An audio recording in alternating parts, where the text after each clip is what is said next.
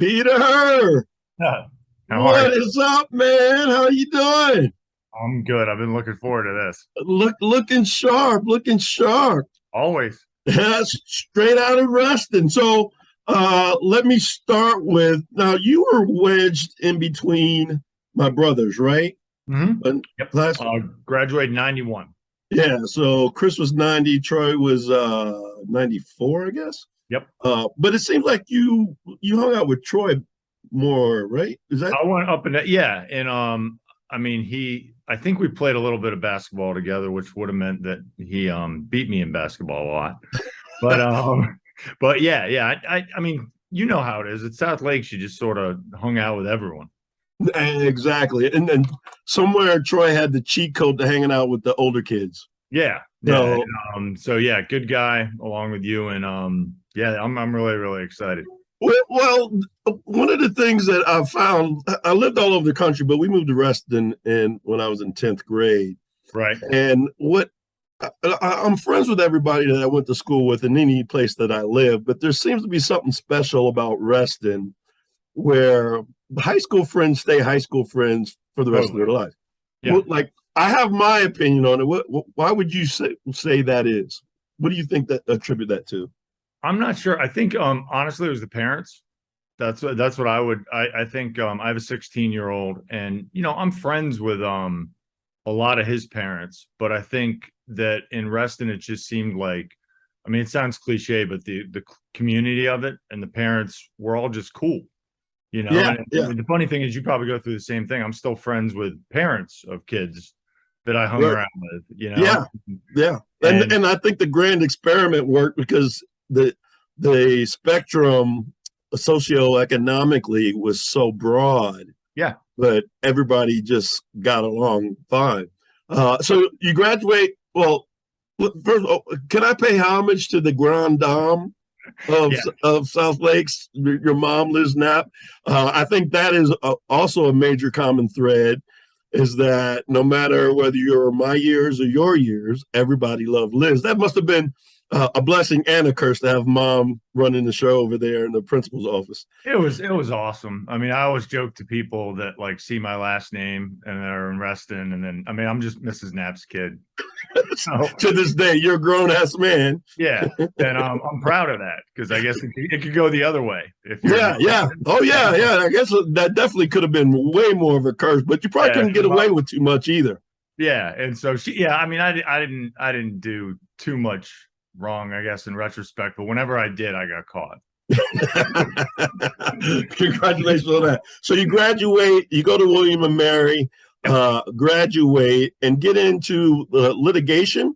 Is that Yeah, what I did was I wanted to be an attorney. So, or more specifically, my dad wanted me to be an attorney, and I didn't know what the heck I wanted to do. right? Right. So, majored in English, got a job at a law firm at Tyson's Corner, and I was a paralegal for 3 years. And I decided pretty quickly I just didn't want to be a lawyer. It just wasn't for me because I frankly don't like to argue that much. And but what was cool was at that time there was a business line referred to as litigation support, and it was basically when two sides are involved in a lawsuit, someone has to copy and scan at that time all of the documents involved in it. So when I decided I didn't want to be a continue as a paralegal, there was a company called Icon that hired me, and they did the lit support for that law firm. And so I was a customer service rep for them for a year. I really liked it, loved the service aspect of it. And it was funny looking back where Arlington, Alexandria was unexplored, and I got quote unquote promoted to head up Arlington, Alexandria. And what I realized in the rearview mirror is they just put me out there because they were like, well, let's see what this kid can do, but there ain't nothing out there. Ah, got so, it. Got so it. I got very, very lucky where I hired this customer service rep named Steve. There actually was stuff out there. No one was focusing on it. So I did that for about 3 years. I got very lucky where I met a guy who actually went to JMU named John Atkinson, who's still one of my best friends. And we actually decided to go out on our own. And in 2002, started a company called Prodocs, which was professional document services. And we did litigation support for Northern Virginia law firms. So, you're in your early 30s. You don't know. I thought I would be doing that for the next, 40 years. Right. And We started with about 8 people, got really big really quickly because frankly, there was no DC firms focusing on Northern Virginia. So we went from 8 people to about 60 within 3 years, and a bigger company bought us. I So got you. that was a huge blessing, but it was also, you were saying earlier, things being blessing and a curse. The blessing was that obviously you get purchased, and then the curse was you had to work for the company that bought us for 2 years, and then I had a 3-year non-compete. So I worked for the company for 2 years from 2006 to 2008, and then real estate at all just kind of interested me. So I got involved in real estate, but frankly, with the intention of sitting out my non-compete and starting another lit support business. Right. So I do real estate for about 3 years till about 2009. And number one, I really liked it. But number two, the whole lit support business changed very drastically and very quickly and went from pretty much all paper to mostly electronic. And that was sort of my ball game, was service, being available 24/7, Right. coming through for people. And so I just made the decision, let's just stick with real estate. And I've been in it ever since. Right, but let's talk about that because you're entering the market 2006, 2008 to 9. Ooh. That was a tough time for the market. Yeah. What was that entrance like for you? Because you know what, I essentially did the same thing. I got in as it was hot, but it was on the downward trend. Yeah. What kind of what was that atmosphere like for you to be learning and the market changing for the negative? It was in the rearview mirror. It was a blessing because frankly, I never had it easy.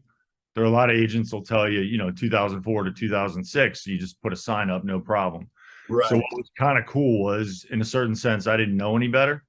So right, what I did was I got involved, and I got very good at foreclosures and short sales. I just had to. And right. so I got good at those on the listing side. And then I have a contact who knew a lot of investors. And I just said to him when the market turned, I said, hey, these foreclosures and short sales are looking pretty good. I got good at them, like how to strategically put buyers in the best situation possible. Right. And that sort of got me by till 2012, 2013, when the market corrected a little bit. But it Right. was crazy. And it was great because there are all these agents that viewed everything as a pain in the rear. And you And didn't know any better. I didn't know any better. Yeah, you hadn't picked up any bad habits. Right. Everything was new to you. Who were you working with at the time? What brokerage? With brokerage, I was with Remax Gateway up until about 2012. And there's a gentleman that I was really grateful for. He owns a really good settlement company in Vienna. And actually, he owns the one in Vienna. His name's Todd Condren. But quick shout out to him because it's Echo Title, but they were specifically negotiating short sales. And he was really, really good at educating me on those. And, in those days, no one knew what they were doing.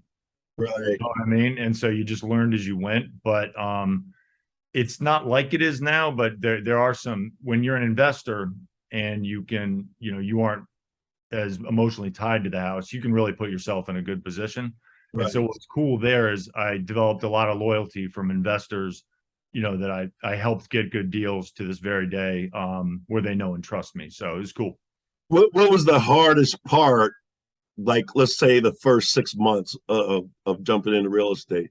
Not knowing anything. I mean, it's what I'm very sensitive to with new agents now is all brokerages try to train new agents, but structurally, I don't think too many agencies as a whole are set up for new agents. I always tell people now, and I mean, I joke about it to new agents that I know now. I'm like, I look back at my first 6 months, 3 years in terms of knowing exactly what I'm doing.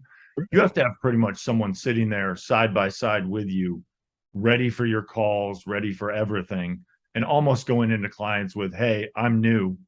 And, this is Peter Knapp. He's been in the industry 16 years. He's going to be helping me because it's probably a lot with the lending. There's no training manual. Right, right. And it's a credibility issue for something so major because it's the most emotional and financially important decision that most people make.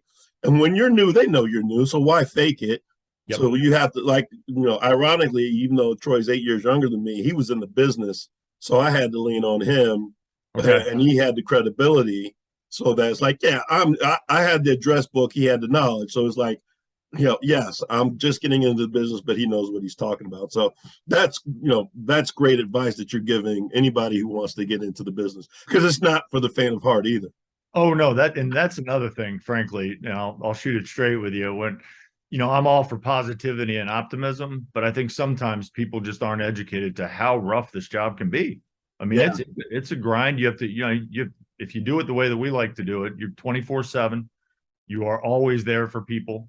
And I think sometimes agents end up failing because their expectations aren't set correctly.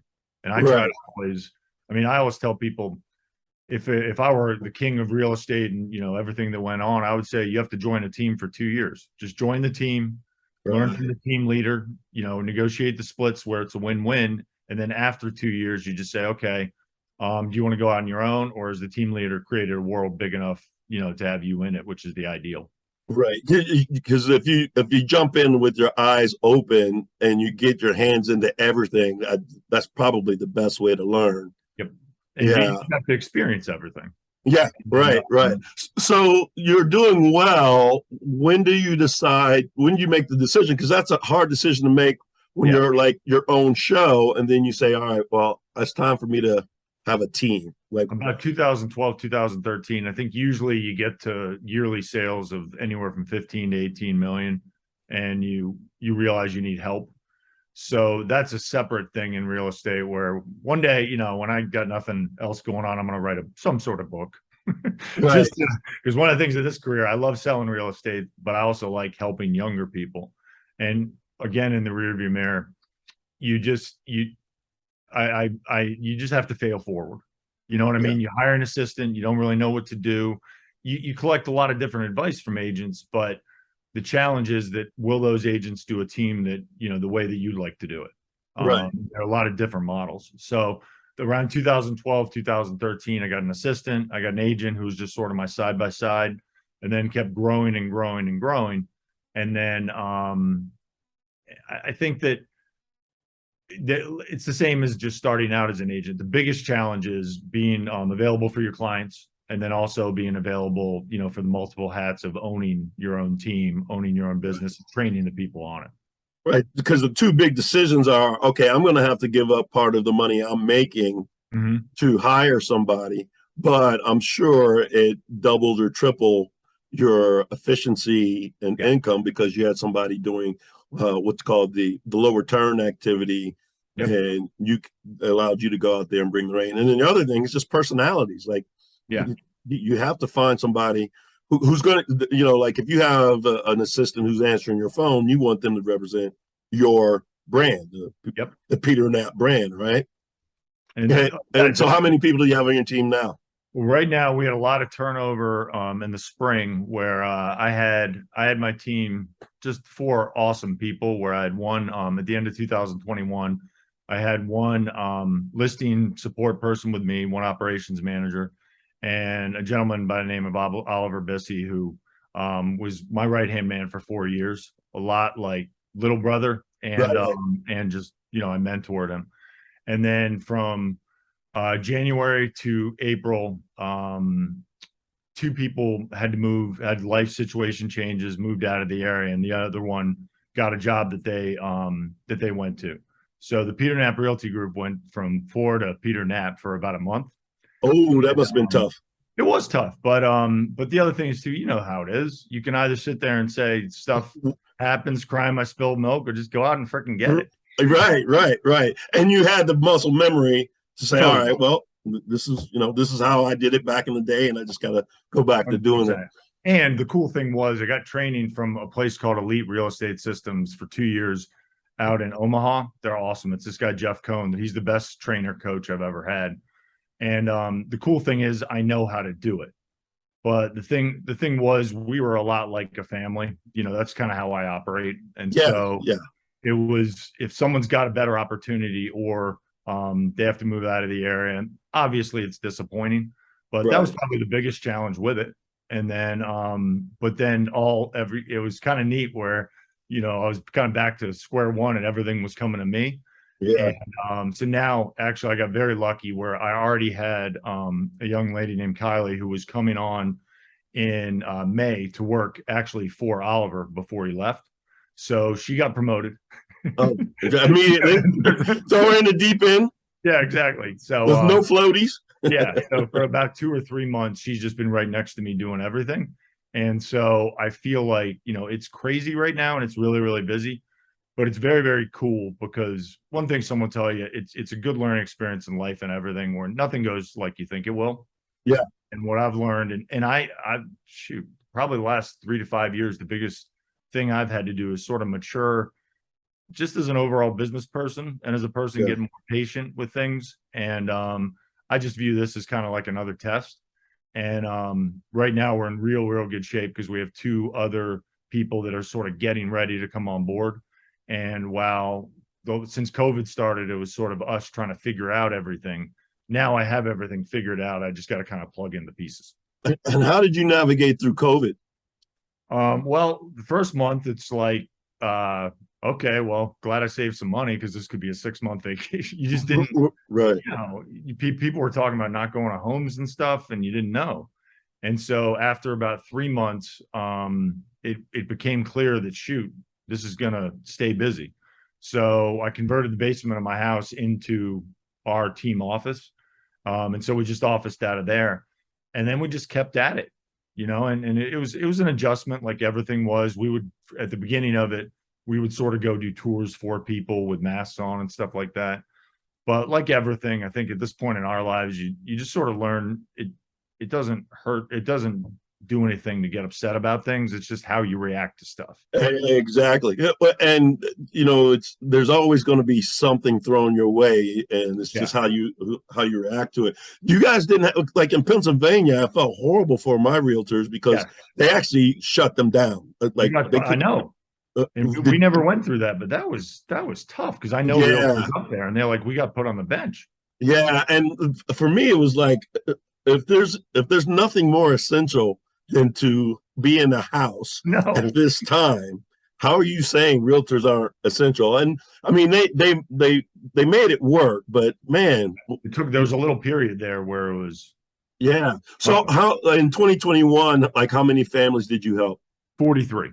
43, And and you buyer side and listing side, right? well, yeah, 24 list, 19 buy. So what I found too is one of the weird things with COVID. I always joke with people. Some people were just a lot of people were moving based on space, to more home office space. But I do think a lot of people were just kind of bored. I Yeah. do think that's everyone tries to say why inventory, all these different factors. But I think, there wasn't as much to do. So I think if there's a lot of renovating going on in existing homes, or people, they were in their homes so much that they sort of thought like, wow, I'd like this, I'd like that. And moving, frankly, is just kind of something to do.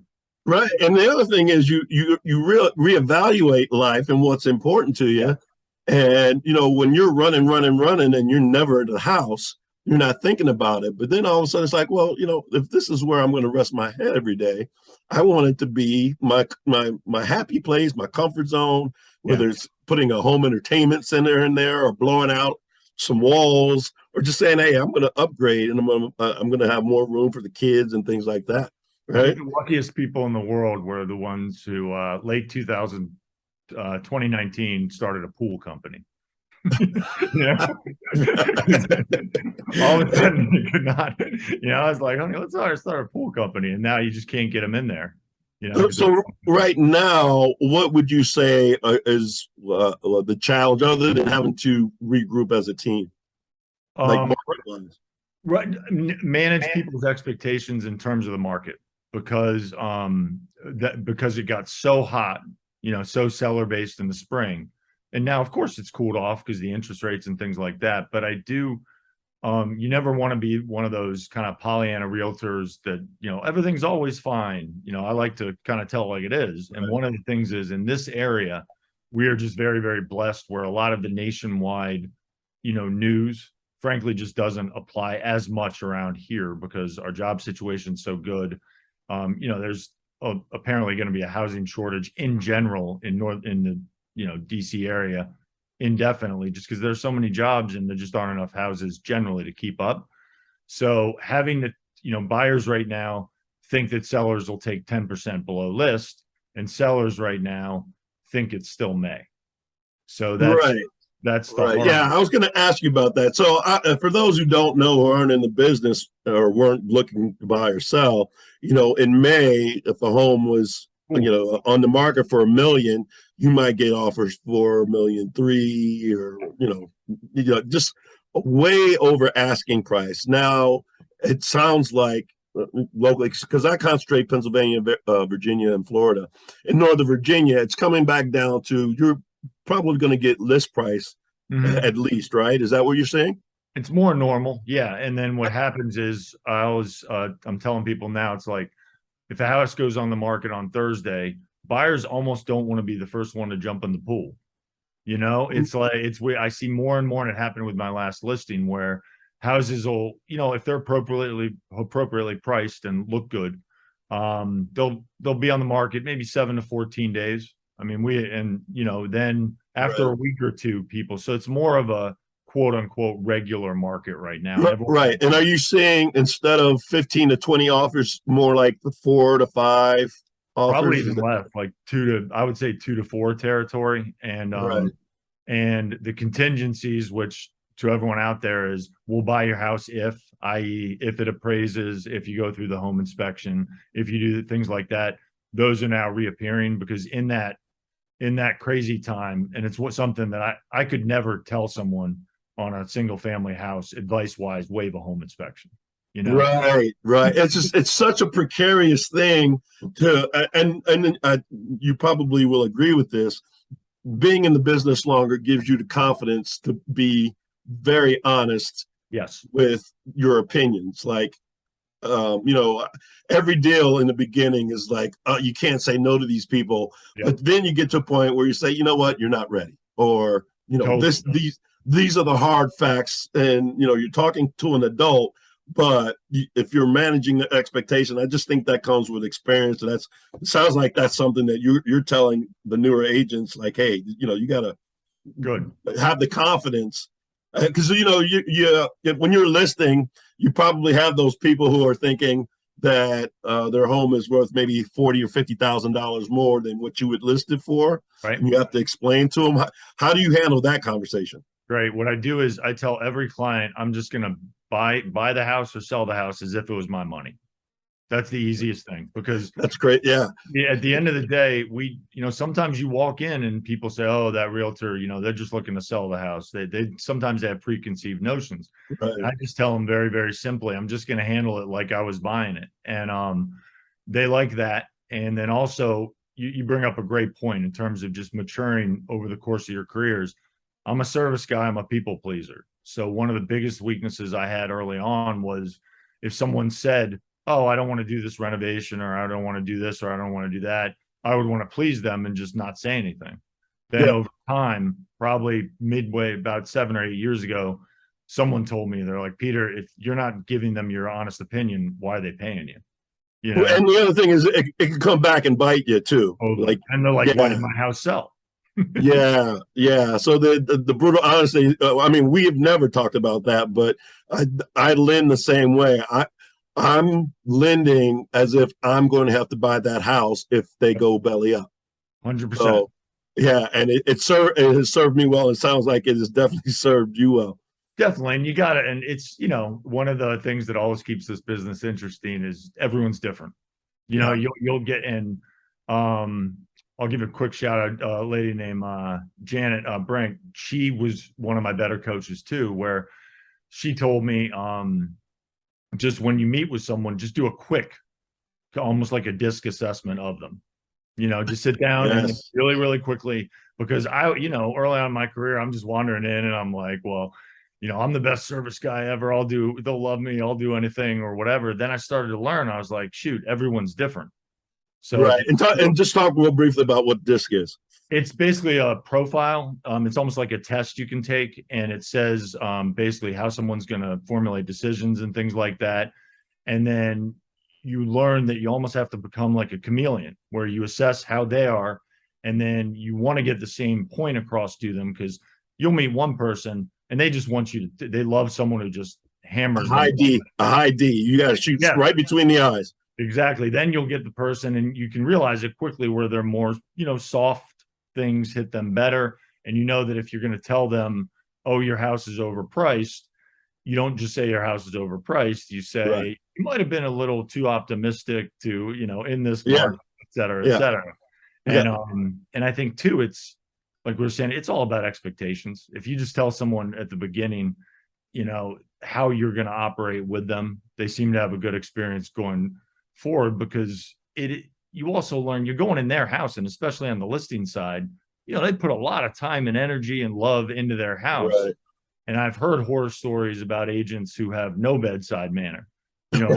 They'll Yeah. just And you go have in. to, yeah, Yeah, you have to gauge it. Like, you got to kind of like, if I refer a realtor, I I'm referring them based on my client and what kind of realtor. Because if it's a person that's more on the SC side, I'm not going to hook them up with a D because right. it's going to overwhelm them. And Yeah. even me, I know this is going to shock you. I'm a high I, and Right. I know that if I present as an I to someone who's a little more introverted, it's just going to be overwhelming. So I just got to turn it down. So it's a very helpful tool to use, or at least have a general idea, and you probably use it in your hiring. Like, Oh there's yeah. certain Yeah. people 100%. who are good at certain jobs based on this profile. Yeah, and I've done a lot. That's another sort of maturing point where you realize over my 49 years, everyone doesn't think like I do. You know what I mean? Sometimes I'm like, well, I wouldn't have been offended by that. Well, it's like, so what? Someone else would have. So yeah, very very easily. Yeah, Exactly. So how do you find I'm sure your word of mouth is probably your major form of referral, but what are some of the other ways you're finding business? probably about 95% referral. That's what I always tell the agents on my team. It's like you work so hard. Number one, because that's what you should do, but number two, during the transaction, that's like your sales call because that person will refer you to someone else. We started. We brought up blessings and curses earlier, where one of my biggest blessings was having grown up here and having a business here. I just know a lot of people in the area. Yeah. The curse side of it was over the first probably 80% of my career, I didn't focus on one area, because I live in Leesburg. I've lived with my son in Lansdowne for 16 years. So I would get a little scattered. And so what we did the last 2 or 3 years was we have started to sort of farm, which means given marketing things and sort of focusing on certain neighborhoods to try to be that neighborhood's go-to. And then one thing with the new people coming on board, we're going to do a lot more social media because I think that we came on to Compass in late 2020, and then we had a big year last year. So we just sort of absorbed everything, got all the business done, and then now, I'm coming out of it. I'm like, okay, we got a good foundation, even with new people coming on board. But I do see a lot more social media things that I think will help us. And like, yeah, I love the stuff that you do because everything's informative. I Yeah. think social media, you got to. I go, Yeah. I go Yeah. slow with things. I don't like to just spit stuff out. Yeah, yeah. Sorry to interrupt, but I No, think no, you're good. in our business, it's complex and probably not by accident, especially on my side, on the mortgage side. People in the past, and most of these people are out of the business now. They kept it cloaked in mystery, Right. and so if you don't understand something, it's hard to make a decision. So you mentioned you really like working with first-time home buyers. I do too because it's such an overwhelming thing, and if you can take as much stress out. It's going to be somewhat stressful, but if you can take as much stress out of it as you can, and I keep hearing you come back to the same thing, customer service, and that's probably Yeah. what's distinguishing you is customer service, and you don't consider your clients a transaction; it's a relationship. Totally. And when you're thinking about a team, you were asking about the team evolving. I learned fairly quickly, I'm never going to be a huge team guy. In terms of having 70 agents, Right, right, right, I'm too much of a control freak and too much of a perfectionist. I just right, am. right, And right. so that would scare me to have, our 150th client. And a lot of teams do it really, really well. It's just I like more. I've always kept the team more between a 4 to 6. That way I can kind of oversee things and then make Right. sure that everything is exactly the way that I do it because that's just how I tend to approach real estate. And I also approach it from my litigation support background, where and other agents will make fun of me for it, but I just feel like it's my job to be available to people 24/7. It's just, this is Yeah. one of the biggest purchases of their life. And sometimes Yeah. it's why I don't get any sleep. But And that's got to be a competitive advantage for you to be available. Yeah. And I mean, if your son, you mentioned, and he's in extracurriculars, but he's pretty self-sufficient now, right? He's old enough to drive, isn't he? yeah, he's amazing. Yeah, his name's Trent. He's the best. Yeah, he just got his driver's license, and people don't. I wasn't equipped enough with how much that really changes things, because Right. It jokingly, frees you up. I'm not needed anymore. Well, there again, we get back to the blessing and the curse. Right. It's like at one point it's like, oh, I got to get here, I got to get there, and then it's like that's probably the most quality time you get is in that car going to and from whatever practice game. What sports is he in? He's really into basketball. He's going to be he goes to Flint Hill, so it's very competitive. Yep, very competitive. Yes. But he likes it, and I'm very into. He's basically, it sounds corny, but he's my everything, and Right. I'm very, very proud of him. And it's one of the best things about real estate has been the schedule flexibility. Right. Work a lot, but I could also, all during his when he was growing up, I was able to go to all his school events, everything, because you can usually sort of carve out your schedule so you can do that stuff.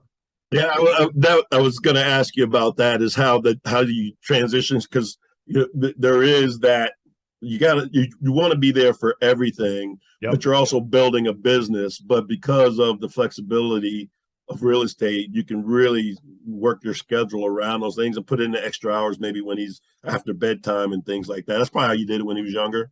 Yeah, and I'm very amicably divorced about 9 years, I think, and his mom's awesome, Ophelia. And so we just do 50-50. So I only bring that up because that was very helpful in terms of growing up.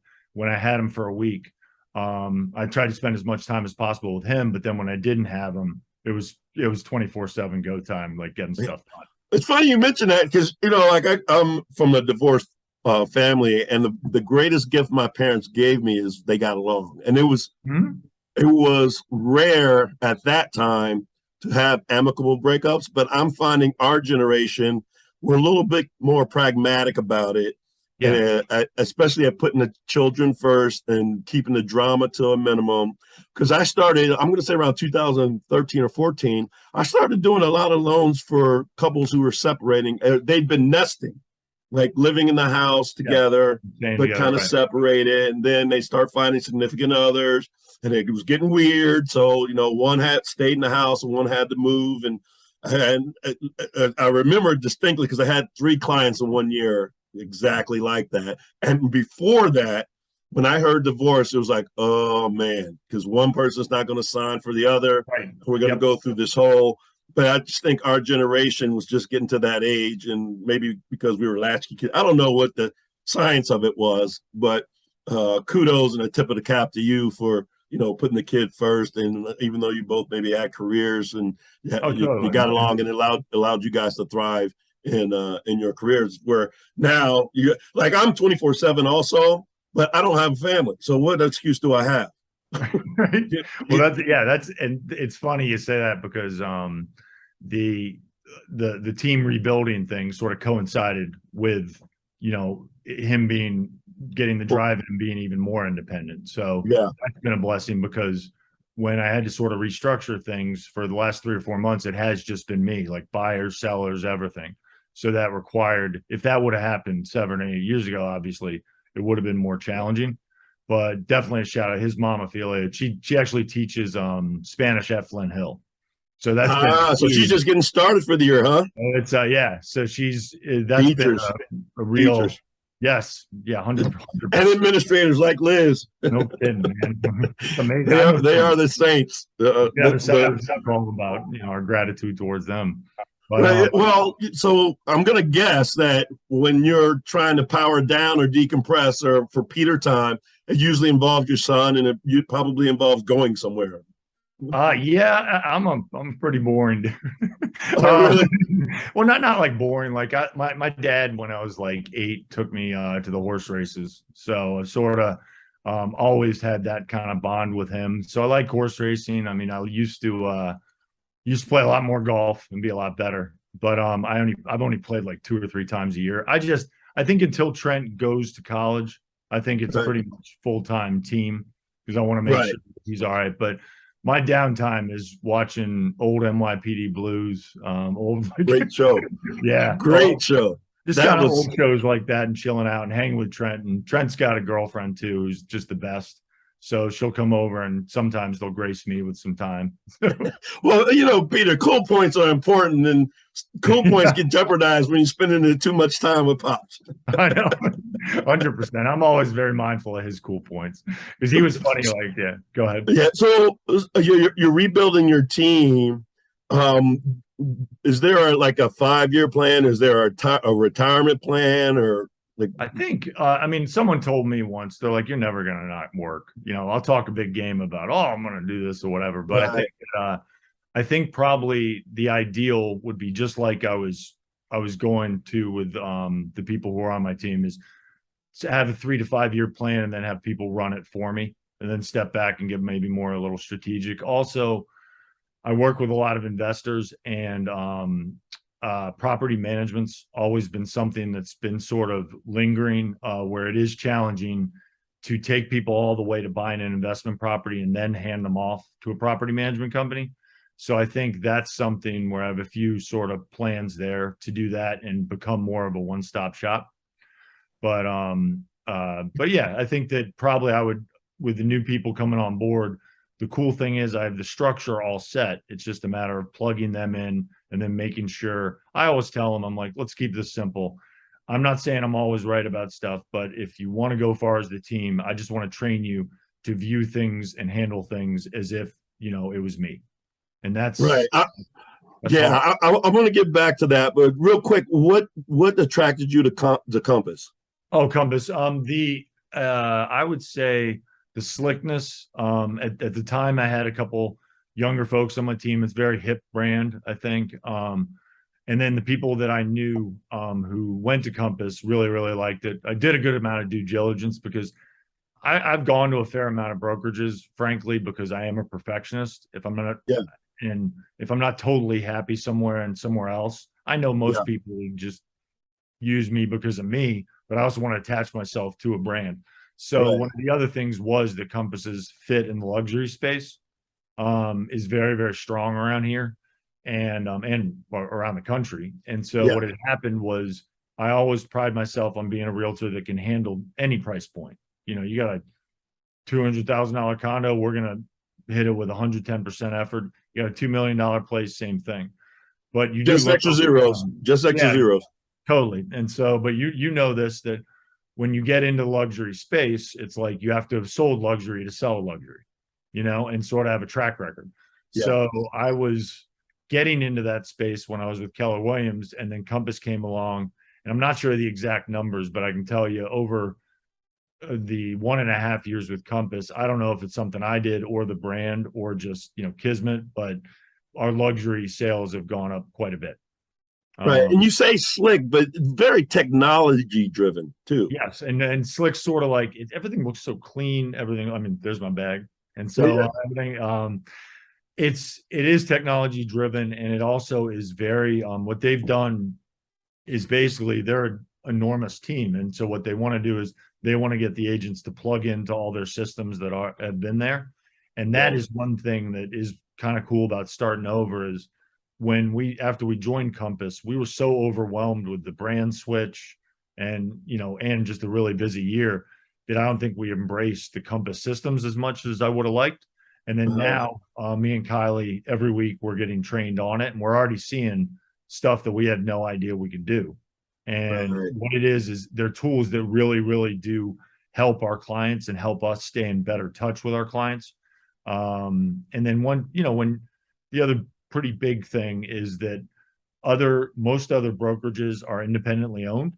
Compass is one company all over the country. So what's pretty cool is that when you have someone that wants to be helped in another city, there's this hub of what I used to do is our operations manager would call the other city and just sort of hunt down realtors, and then we would interview them. But Right. like if we had one in Tampa, we would just go close by to Compass, and there's an app on our phone, and you just say, I just did it. I got someone I need in Charlotte. And immediately 6 names popped up of people who had used those people in Charlotte. So it's a company to company referral, Right. and that's a big accountability difference. Yeah, right. Right. It's like like a McDonald's. You go to McDonald's anywhere in the world, you know what you're getting. Yep. And Compass is one of the few places that they will not they let agents in based on production. So that's a big differentiator because that person has at least sold a good amount of homes. And Yeah. then just with the luxury, my referrals jumped. Maybe it was just because I was referring better people. I don't know. Or maybe it was because I was referring with more confidence. But in Yeah. every different city, it's been really gratifying because how that it's like when you refer someone out, that's stressful. Yeah, well, yeah, I've been fortunate enough that I'm just lucky that I have good people around. So I know if I'm referring, they're going to be taken care of. Yeah. And you said you're specific in Northern Virginia. So where are you concentrating? I would say Now, Loudon and Fairfax, because mostly. But the cool thing about growing up around here, and the other thing is too, I'm transparent. Like, a lot of agents, if you say you have like an Old Town Alexandria place, they'll just pretend to be an Old Town Alexandria expert, And I had our mutual friend Julian Brown. oh yeah, Yeah, he Mr. referred me a Brown. gentleman that was looking in Old Town, and he was looking between two. He was like, "I want an Old Town expert." I got him on the phone. I said, "I grew up in Northern Virginia. I grew up in Reston. I'm not an Old Town expert. Me and my teammate will be with you 24/7. We will handle it, and you will be happy." And it was Right. more of a transparent thing, and we did. So Yeah, no, that's great. I think most of our business comes in Loudoun and Fairfax, but in Northern Virginia, we can handle anywhere. Yeah, it's the 3 areas: sellers, buyers, investors. What advice would you give a seller right now that Same they may advice that I not? gave, same advice that I gave through when it was crazy, because I got a lot of kickback when the market was very seller based with, "Oh, we don't need to renovate and we don't need to do this, we don't need to do that. It's going to sell anyway." The big thing is do the renovations, because I call it the HGTV effect, where Yeah, people they look at HGTV, they show you the granite countertops, just painted, all the hip colors and things like that.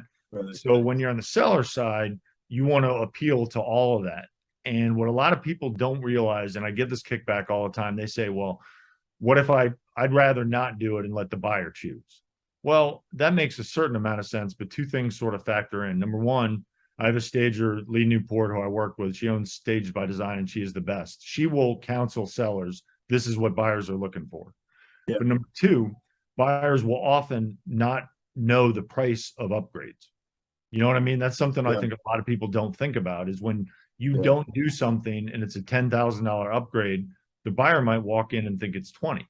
So if yeah, you do it, then you do a couple things. You get it done, and then they can, they don't have to worry about doing it after they move in. And then with rates still historically low, they can then borrow by paying more for your property. They can then borrow the money and not have to worry about going in. yeah. And Fannie actually has a great program for people looking to buy, and they And may need then, to do the upgrades. yep. They can build that into their loan, which I guess a lot of people don't know about. So you talked about the buyers. What buyer, like, beware, like, please don't do this? I'll give the easy one: get pre-approved. Everyone knows that your time is money. I tell people all the time, realtors' time is money. Don't waste their time with a pre-qualification, especially in the seller's market. You want to be fully approved before they even want you in their car. You don't have to. I don't want my realtors to have to say that. I want my clients to know the realtor, your time is very precious to you, and you don't want to be going and showing 15 houses to somebody who's not qualified in that price point. But Totally. besides that, what are some common or The biggest thing with buyers is I sort of flip it over and I go, "Don't be that HGTV buyer." And I say, I want us to be going in and seeing the house that doesn't look good. and then me or an agent on my team educating you to, oh, this is just paint. Because that's the cool thing about the realtor career trajectory, is that you start out working with more buyers because people ask you how many houses you've listed and sold, and you're like, none. They're like, well, Right. what am I doing here?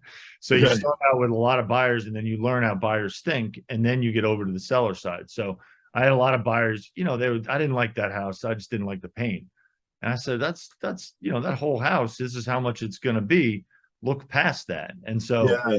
buyers, you have to tell them, look past it. I have a good network of contractors, get a better deal going in, and then put your own sweat equity going in. And then Right. the other thing that I think is really important that doesn't get discussed a lot is when it got crazy in the spring, there was almost, the offer process was just so absurd, because you would go in and the conversation would be, how high do we want to go? You Yeah. know? And then now it's coming back to a more normal process. And one of the biggest things I learned was, rather than going, I'm sure you know this too, where rather than going in, if the house is 800, saying, let's offer 780, and then there's no plan. You know what I mean? So what we do with our buyers is we do a CMA of the property. We say, this is what we think it's worth, and this is what I would buy it for, top level. You tell me what the most is you will pay, and then you trust us to go in and get a better deal. And what I found, I started doing that 7 or 8 years ago, and they have to trust you a lot, Yeah. to do it. But it's a lot better because you don't get the emotional ping pong back and forth. And as you know, that's when bad decisions are made. Because No, yeah. if you said, hey, me and Pete a week ago, we agreed 780 was the highest we're going to go. Now we're a week later, and I've had people overrule me, Yeah. Yeah. and go a little higher, but it sort of helps keep the emotion as hard as you can out of it, because obviously on the Right. side, there's so much of that involved.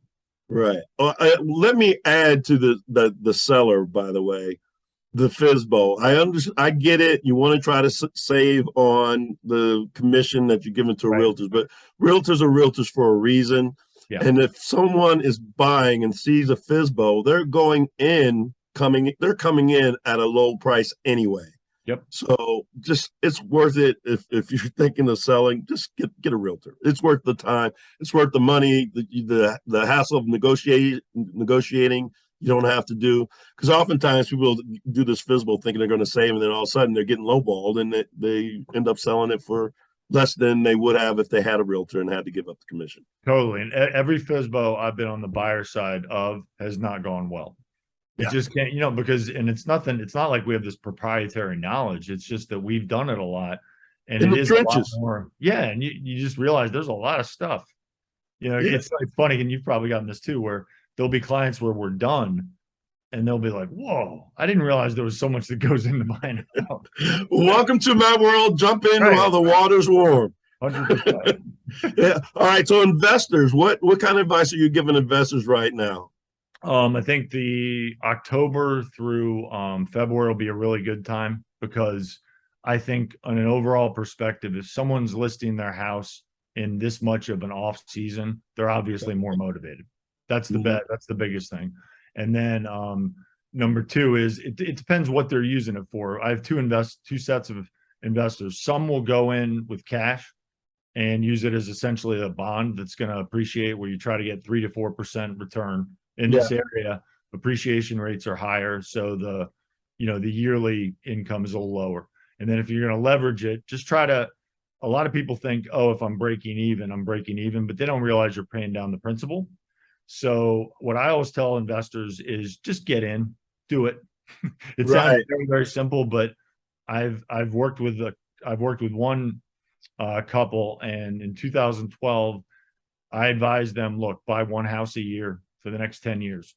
And now, guess who their favorite realtor is? Yeah. People just aren't appreciating, even though, the interest rates are high, than they were. Like they've increased, let's call it 2%. They're buying this asset that's going to be appreciating conservatively 3 to 4. Right now, it's in double digits, but that's only because there's an inventory shortage. But it's a 6-figure or 7-figure asset appreciating at 3 or 4%.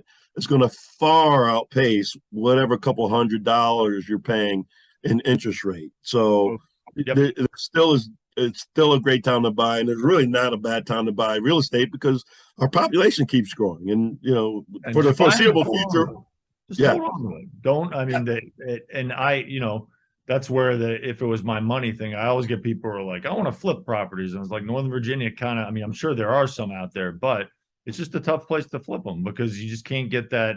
Yeah. You have to get the distress property before you rehab it. And then, How do you advise on whether, let's say you have a first time investor, a couple that just wants to buy an apartment to rent, and do I want to get the call at 2 in the morning and get more margin on what I'm charging, or do I want to hire property management? Is it depends how just many. Depends how many. I think for your first one, I always tell people because property management's usually 8 to 10%. I mean, I have three investment properties, so I always give them advice based on what I've encountered. yeah, And if you can do, and what I always do too is obviously my vendors are their vendors, so that makes it a lot easier. Where yeah, I tell people if this is your first one, manage it yourself, but they always have me to come to for my vendors and for just general advice. And that's then if you get more than three, I've learned and noticed that's when it starts to sort of multiply, and you might want to get the property management help. that's just that one is gold right there, man. I really appreciate that insight, and hopefully I can get you maybe once a month to just give Yeah, a state of the market in yeah, that'd Northern be cool. This Virginia. is awesome. Yeah, because I grew up there, and we're in 7 states in Puerto Rico, but I don't want to do all those states. I mean, I can, Right. but those are the three: Pennsylvania, Virginia, and Florida, are where I concentrate. So you to have a realtor with your knowledge in Northern Virginia is excellent for me, and whoever I know in my circle, because you went to South Lakes, and I'm sure there's a lot of South Lakes people out there who could utilize your service. How would someone get in contact with you? My cell phone 703-622-0663. And then my email is pete@peterknapprealtygroup.com. But I'm not ashamed to say it. I text back right. I'm always available because I frankly, I really like doing this. Yeah. As you Yeah, if know, you don't, yeah, you would have gotten out a long time ago. Because again, this totally. business is not for the faint of heart. No, and and that's the thing is I always tell anyone on my team, I'm like, just listen to me because I'm not saying I'm right about everything, but I'm saving you a lot of time Yeah, because before I formed my team, I was just out on my own and I had good broker support in my rearview mirror. I actually did. yeah, But as you know, structure wise, a broker's in charge of a zillion agents. So it's yeah. really hard to get that. My brokers were good and they were there for me. But Right. I do know that if every agent went to them, they wouldn't have enough time. Yeah, So, and yeah. so And the market's changed all the time, and I try to get people not, talking heads and getting clicks. What gets those is the negative, negative news and right.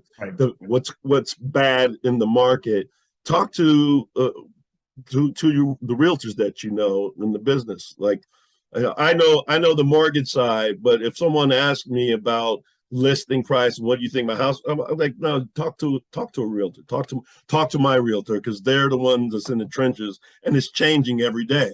Like That's what's so hard is that you make a great point where if I need something on the lending side, I need to go to an expert. But I always compare real estate a little bit to buying a car. The car isn't as big of a expense, but it is the sort of the same timing, and maybe every 5 to 10 years, yeah, and you go and do it. And if you have a bad experience, you don't have the opportunity to correct that till 5 or 10 years later, you right, know. And so, and I hear so much like people will just call me because I just know a lot of people and they're having bad experience with their realtors. And I'm like, well, how'd you get them? Well, they were the mom of one of my friends or whatever. And it's like, you right. got to dig a little deeper and really ask people, what your pedigree is in terms of how much you sold and, things like that.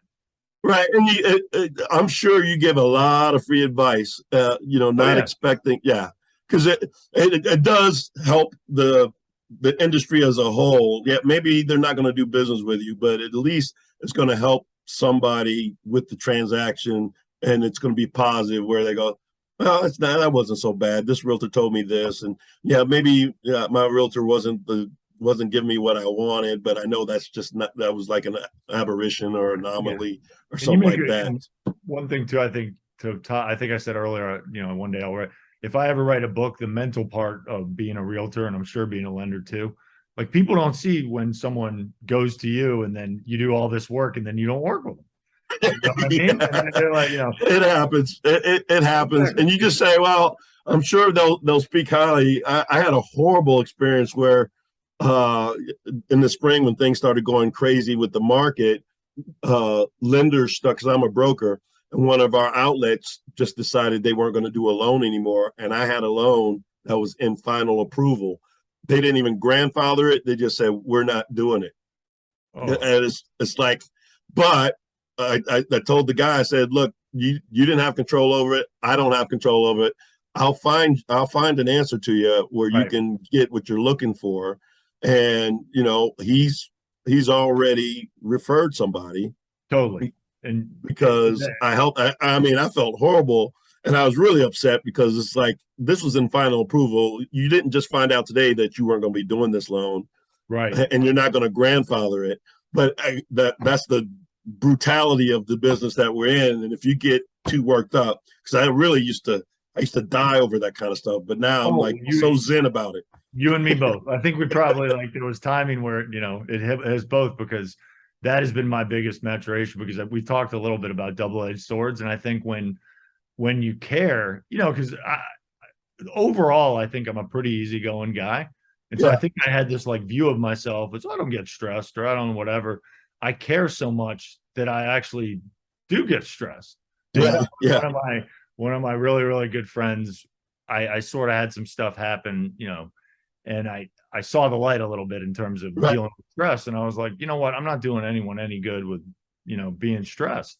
And right. he was like, yeah, you were wound a little tight.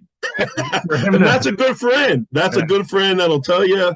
I mean, you see me on my bike all the time. If I didn't have that bicycle, woo, Oh, that's why I run. Like yeah, they see, I always post my like running stories and like, why do you run so much or whatever? I'm like, because like, I'm in stress. real estate. Yeah, exactly. Yeah, And so, I don't want to be anywhere with a high power rifle picking off anybody. I'm trying trying to get rid of the demons. You said you're getting into social media. Do you have social media where people can follow you yet, or yeah, I are we just, going to put Kylie on that? yeah, Kylie's on it, and I have Pete. I think I do a decent job. I have Peter Knapp 10, which is on Instagram. That's my Instagram handle, and those go over to the Facebook stories. But I'm a Got it. little old manish with social media, where I'm just amazed at like what goes on. But we did our first like Instagram reel for one of our Oh, listings, and it was nice. so cool, yeah. And so we're gonna do more and more of those. I got this video and media company, so because you know how it is. I don't want to. I've never been too much of like an in your face sort of Yeah, guy, and so finding that middle is really difficult because I don't want to lead with the fact of all I am is a realtor. So I've had some good people sort of helping me and just saying like just post stuff for what you do every day. yeah. You know, Here's the thing, Peter, and you won't say it, but I'm going to say it. People want to know you, and they'll realize really quickly you're a good person. that's So what you're one of my not best. out. Yeah, you're not out saying, "Hey, work for me, work for me." They're just going to naturally, and you do want to work with people who want to work with you. You don't want to coerce anybody into dealing with you. You know what I mean? One funny story I have to tell you on that note is that my mom, I'm pretty sure she thought your bike was your girlfriend because she goes, they're so good. She goes, I was telling her that we were going to be catching up. And so she was like, yeah, I think he's dating someone now. I'm like, yeah, Mom, I think that's his bike, but And I know she loves me to death, but she has just put a full on indictment on my social life because that was so that funny. is as sad as it sounds. That is not far from the truth. So she Right. she wasn't too far off. That's funny. Oh, please give her my love, and I We'll see you appreciate the later. time. Yeah, I'm And dinner yeah, with if her there's tonight. anything I can do, you can always reach out. If I can help the newbie Kylie with insights on this side of it, give Awesome. her my cell, and I'm always available. And I'll be coming down to see you, I swear. All right, man. I'm not. Hey, look, I got an open door policy. You'll get me out of my cave because All that's right. pretty much all I do. Is I'm so much more efficient now that I'm here in this quiet little town and nobody knows me. And where So are you at now? I'm in St. Petersburg. Oh, okay. I have a pretty strong history there. My grandfather lived there and I started going there when I was 8. Oh, no kidding. So that's like Like sort of like a second home. What part? Were they Gulf side or No, Delaware? he lived in Clear. He lived in a place called Feather Sound for a little bit, and then he lived Okay. down by the beach, like by John's Pass. Yep. That Yep. Yep. when I was probably 8 to 15, he had a little place down by John's Pass, down by the beach, and then I stayed really, really close with them. And he passed about 8 years ago, and my grandmother about 4 years ago. But I would go down and see them 3 or 4 times a year, and then me and Trent would go down and we'd go to Universal Studios and Disney, and then just drive to Tampa. So I know Yeah. the area really well.